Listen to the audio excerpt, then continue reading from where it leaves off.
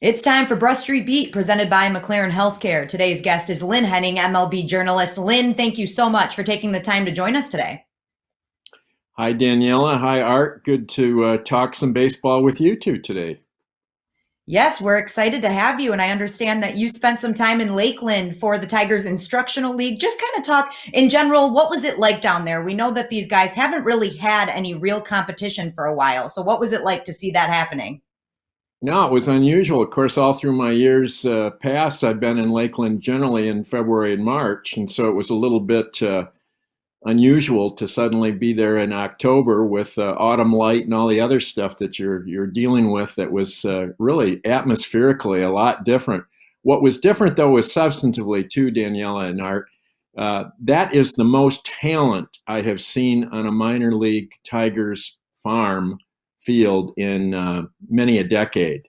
And I think that simply represents probably the first dividend from what people have gone through the last few years. You get better draft positions, you get much better players, and suddenly now you've got this core of young talent that really could be exceptional and probably will fuel not only a rebuild, but maybe a playoff competitive team here in the not too distant future. So that stood out very clearly and very abundantly. Lynn, I'm going to get right into it since you brought up all this young talent. And maybe because I've dealt with hockey so long and I see kids from 18 on. So age isn't that big of an issue for someone like me because I'm used to seeing, as I said, very young players make it in the National Hockey League. And I know I shouldn't cross mix sports, but how good is Riley Green? I mean, to me, he seems to be that special type of player. He's better than I anticipated, Art, and that's saying something because we all knew how good this guy was. But to be barely 20 and to have displayed the categorical skills that I saw from him last week, he was a tick above anything that I anticipated. And of course, I say, well, look, makeup is great, but let's see your skill level first. And I'm the first to agree there. I don't think makeup has that much to do with whether or not you're going to be a successful athlete, but it helps. And when you have the kind of stability and the kind of intellect that Riley Green has, and the comportment, you got even a better chance at being the kind of franchise player that they thought they were getting in him and in Spencer Torkelson, which is almost a replica of what I've just said. Those two guys back to back, Art and Daniela, are going to be pretty exceptional. You mentioned Spencer Torkelson, Lynn. When we talked to him via Zoom on Monday, he was talking about the transition that he's making from first base to third base. And he gave himself an 8 out of 10 at third base. And of course, he's a 10 out of 10 at first base. But would you agree with that? Did you get to see enough of him at third base to say he's an 8 out of 10? That's a great question. And that's the question I think we're all asking. We didn't really see that many chances from him during those first few games. But I think what you have to trust there, Daniela, is the fact that people like Alan Trammell, who always levels with me about a player, says that Torkelson is probably going to be just fine and maybe even more than just fine there at third. And other scouts in defense, too, of that move had told me from other teams if they were going to draft Torkelson, they'd be moving him from third base most likely, or rather from first base, with a corner infield position, namely third, or corner outfield position, one of the options there. But if he couldn't play third, Danielle and Art, I don't think they would be continuing this experiment. I know they trust his athleticism enough and how he fielded at first base. His arm is sufficient for third for sure. And what that does is it opens up another opportunity, if he is able to stick at third, for a kid like Gage Workman to move to shortstop. And there, I think, is the most intriguing person probably on that whole farm right now because he's a switch hitter. He has tremendous power. He's a big kid. And yet he's not so big at this point that you can't consider him as a shortstop. What I saw from him last week, again, very, very limited amount of opportunities, but you could see how terrific of an athlete he is. and really how adaptable he might be there at shortstop. So suddenly you have a little wider avenue on the left side of the infield for some prospects, providing the bats cooperate. And there are good signs there, certainly with Torkelson, and I think with Workman as well. This is the kind of lineup ultimately that can make a difference in Detroit. Lane, you said you saw a lot of talent up there, a real upgrade in the Tiger Farm system over previous times that you've covered instructional league, heck, probably even been down in spring training. What I'm curious about, we can talk about Riley Green and Spencer Torkelson for a month of Sundays. I mean, we can go on and on. Who else stood out? I know you said Gage Workman, but I'm kind of curious. Who else was you walked away pretty impressed with? I think you got to wait and see how those outfielders take blossom and flourish probably a little bit, Art and Daniella. But I can tell you right now, they've got three possibilities there in Daniel Cabrera in left, Parker Meadows, whom they drafted 2 years ago, and then also Bryant Packard. I think you got to consider him because his bat is going to play. Now, they're making a good move there in moving Packard to first base and letting him get some opportunities there, because this is a guy with a tremendous stick. I mean, he can hit. And if they're able to find a position for a guy who doesn't have all that many defensive pluses, first base makes the most sense, or DH. You throw another stick of dynamite potentially into that batting order, because everybody knows, every scout says the bat is probably going to play in the big leagues and maybe pretty well.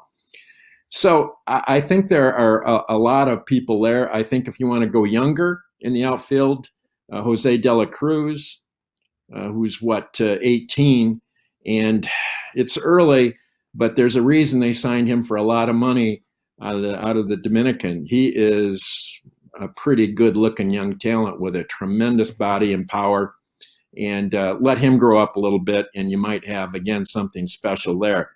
But this is an example, Danielle and Art, of something I have not seen there as, again, in decades, and that is a combination of talents across the board.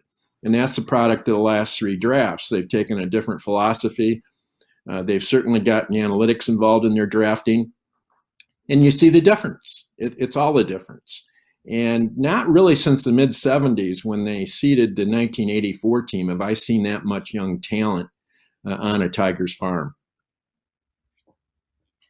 Lynn, what about Cody Clemens? He had an interesting season where he was playing in the Constellation Energy League in Texas, where he actually got 100 legitimate at-bats. Did you notice him in Lakeland? Yeah, that's another good one, Danielle. I think he is, along with Workman, one of the most intriguing guys in that whole crop right now. And there's something what would equate to a lot of pressure on him. They don't really have a lot of second basemen. They've got a lot of left side guys right now, but they don't really have a second baseman that you can look at and say, this is their next guy there.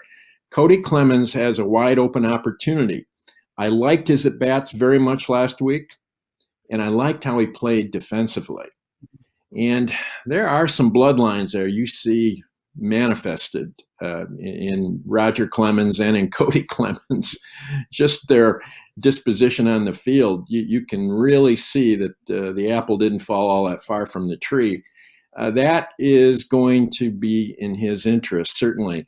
And yet it's getting late. I think if we can have something close to a regular baseball season next year, and he can go to Double-A and hold his own statistically, and there's always the big if, then he is your next guy at second base at Comerica Park, at least in terms of a long-term position player. But I like him a lot. There's a reason they took him as the first player in the third round a couple of years ago. And you can see it playing out already. But again, he's a little older. He'll be 25 in May, so they've got to have him begin to bear fruit here very quickly. But I agree with you. I think, along with Workman, I think he is one of the two most intriguing guys in that whole row of very good prospects. Lynn, I just wrote the piece you penned, shall I say, about Ron Gardenhire, and I found it fascinating because maybe because it was COVID and we didn't have much exposure to a team like we usually would during a normal season, I really did not realize and see it. And I've known him since his days at Minnesota as well, that this season was a real challenge for him on so many levels. What did you walk away with after you talked to him? Yeah, that was the thing that jumped out, Art. Called him a couple of days ago because I wanted to wait 30 days and see how he was doing physically, first of all. And it was very enlightening. This thing just overwhelmed him. It piled up on him. And the COVID, he made it very clear. It was the protocols. It was, I think, the constant in-your-face nature of it. And a manager bears responsibility there. You've got guys that are supposed to keep their distance, wear their masks. You've got your own health concerns to worry about. As he pointed out, he's a prostate cancer survivor. He's got some diabetes, and his blood pressure and the hand trembling had hit such a high altitude that he didn't even think he could go another week. And that's when he and Al said, well, then let's call it a career right now with 8 days left to go. It was stunning. I had feared, frankly, at the outset that this was something more than just stress, owing to his stomach problems that he'd had in Minnesota a few weeks earlier. But he explained all of that. There's no recurrence of cancer. This was just a high stress, high anxiety powder keg. And he was afraid it might go off and create even a heart attack that final week, which was Al Avila's concern too. And so they prudently said, enough's enough, and let's call it a halt right now. But he sounds great. Everything is really fine with him again. He's decompressed. He's enjoying life with Carol. He's going to go on a golf trip with his son, who's getting married in a couple of months. So it was very reassuring to have had that conversation with him, Art and Daniella, because this is a good man, as we know, and you want him around and healthy for a long time. Yes, very glad to hear that Gardy is doing well. Lynn, thank you so much for taking the time out of your day to join us today. It's been great chatting with you, and we're going to have some Tigers news coming up shortly, so we'll have to chat with you again soon. Absolutely, Daniella. Good talking with you and with Art today. And a big thank you to McLaren Health Care for presenting Breast Street Beat right here on the Word on Woodward.